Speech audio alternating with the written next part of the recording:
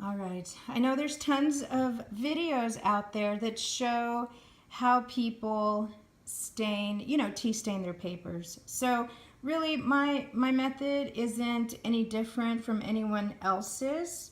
But I just wanted to share with you just kind of what I do. So I have this tea. It's just the Kroger brand. Off-brand tea, doesn't matter. I actually like to usually go to the dollar store, but I hadn't been able to go to the dollar store to get the tea, so I just got this one, and it's just the tea bags, right? So I used 10 tea bags, so I am going to swing you over.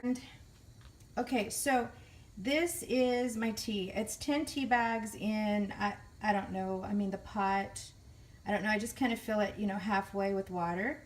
And so this is going to bubble up, of course. I let it come to a complete boil, maybe let it boil for about a minute or two. And then I take it, turn off the heat and then just let it kind of steep for about maybe 20 minutes so it gets nice and dark.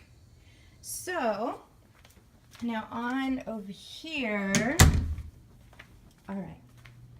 So I have some tea already in this pan. It's just a pan, like a 9 by 13 or a 9 by 12, I don't know what it is, what size it is. But it's just like, it's a really old pan. It was my mother's, and I use it for tea staining. I already have papers here. On this one here, I dipped it completely in the water, and then I just kind of dabbed around, and that's how I get the different patterns in the paper.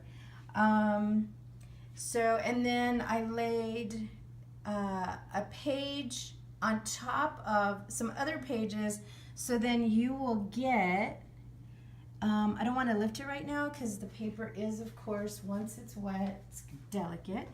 But see, once you lift it, you're going to get like a different pattern on these pages because of this sheet that you put on top.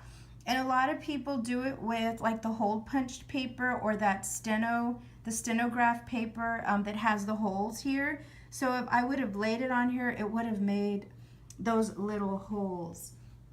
And I just do an assortment of patterned paper, ledger paper. I do some book pages. Isn't that one so cute? That one's going to go in my a little Christmas book that I'm making.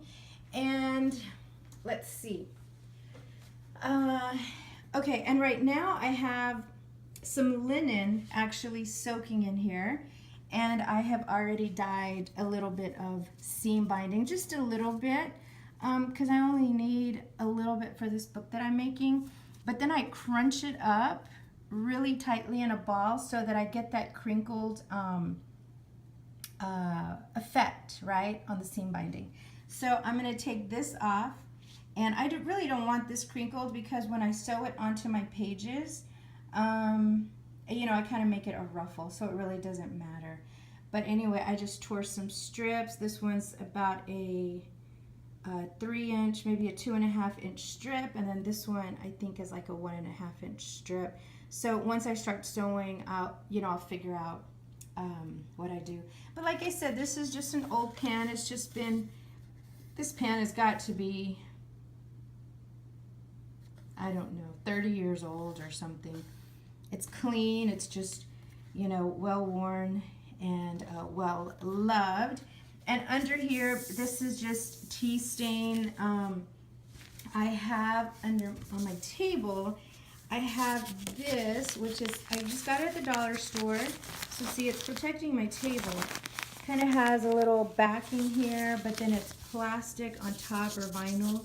And that way, then I lay this sheet that I have from my son. He doesn't use it anymore. So this sheet, because I've used it before, it's stained.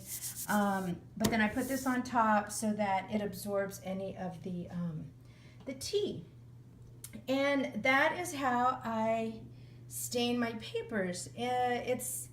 I sometimes do it in the oven, but today I didn't feel like bending over and waiting by the hot oven. I had other things that I wanted to do, so I did it this way. I know a lot of people do it this way. I know Nick, the Booksmith, she does little chats where, you know, she stains paper and talks. I'm not good at that. So I just I just wanted to show you just really quickly how I stain my papers, and all of these papers are going to go in a Christmas book that I am making, a tiny one.